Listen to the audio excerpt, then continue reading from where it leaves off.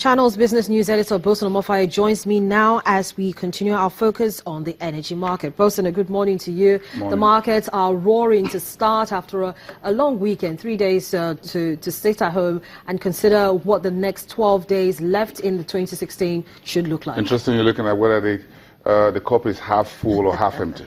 This is half. Okay. So folks are wondering what happened. I can't see it, and the folks can't see it. You know, they can see it. So basically, that's how the market is. That's how the market is at the moment. It's quite a little bit. Well, it's been a little bit of a tough year. Everyone will take it in stride. The folks who are in fixed income perhaps will have some cherry news, as it were, despite inflation going higher. Yemi Kale and the rest of his team, perhaps from tomorrow, will let us know what November inflation will look like. I think the market has already priced in some of these incidents, as it were, with the recession and what have you. So, at the equity space, well, not a very good year, as it were.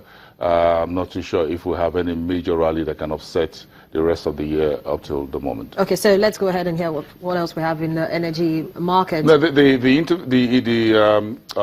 major interview by the Deputy Oil Minister, Dr. Kachikwu, yesterday with Bloomberg in London was a major news item, giving some insight into the OPEC decisions and how this will impact Nigeria. Again, speaking specifically to the Nigerian side as to how the repeated attacks in the Niger Delta keeping investors a little bit away, zip up their purse, and not ready to do further investments in Nigeria. I think, and I caught that as one of the highlights of that very lengthy, exclusive interview he spoke about in London, because we have this situation on our hands. And the finance minister, Kemi Adeosun, alluded to this on Saturday at the Lagos Business School and at dinner, that foreign investors and local investors are also zipping up their pulse as far as new investments in Nigeria is concerned. So I wasn't surprised when the Deputy Oil Minister spoke to the oil and gas sector side of investments on Monday.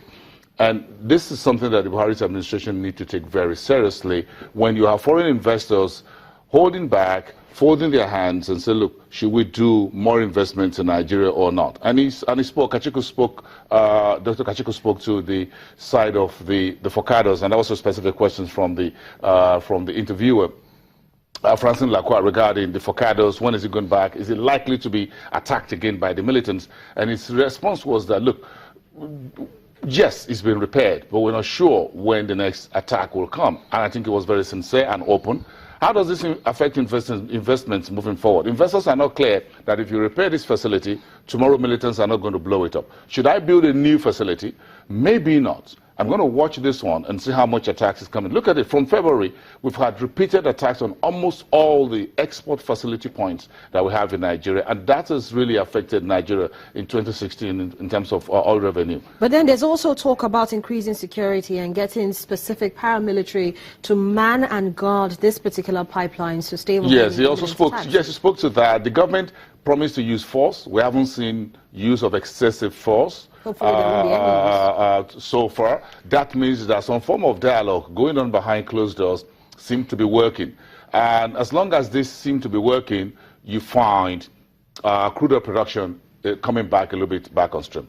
Prices at some good level, thanks for the OPEC, non-OPEC deal. Mm-hmm. However, if you look at the NNPC's October report that was released on Friday, just before the holiday, a lot of folks missed that, perhaps in the euphoria of the public holiday Monday yesterday. No, the fact that they're going to have a long weekend. Oh, yes, I just say, well, can we deal with that on Tuesday? So we're dealing with it today. So that report showed that, yes, we still have a problem with the MPDC. That's the downstream production side of the NNPC operation. The PPMC is making some money from deficit of about 11.2 billion, is now making 1.4 billion naira in profit. That's from the retail side of business for NNPC. But from the crude oil production side, there's still some shortage there. Mm-hmm. And that is where the NNPC deficit is still high, 16.9 billion, a little bit lower, a shy of 17.2 billion reported in September. So, with NNPC trying to cut costs, managing the PPMC or the downstream side of business, but they also need to watch the upstream. That's where the militants are coming. And that's where those discussions and those issues regarding the use of force, using the military to do quiet without hurting the citizens and people, hurting businesses, not a jackboot kind of intervention of military operations, not jackboot, trading very softly, looking for the I wouldn't want to use the word the bad guys, but the militants in there to take them out, take out their ability to hurt the oil installations across board. That's also been done. All right, so Bosun, as we, well, the week is starting on a very positive note. Speaking to Chukwuma earlier on, he's optimistic that we're going to see very good movement in the equity side of the market. What's your take on how the big seven would shape up? In the last couple of sessions, just before the market closed, we only had Forte Oil, Mobil, Owandos, and Seplat recording any movement. I think the rally in Forte Oil will likely continue. It's not a PR, but if you look at the news out of his debt, almost 10 billion, that was done for 5-year note, and the appointment of Nigerian Breweries chief executive as an independent director, that brings more transparency to that board of directors. The investors and traders will see the link between Nigerian Breweries and Forte Oil.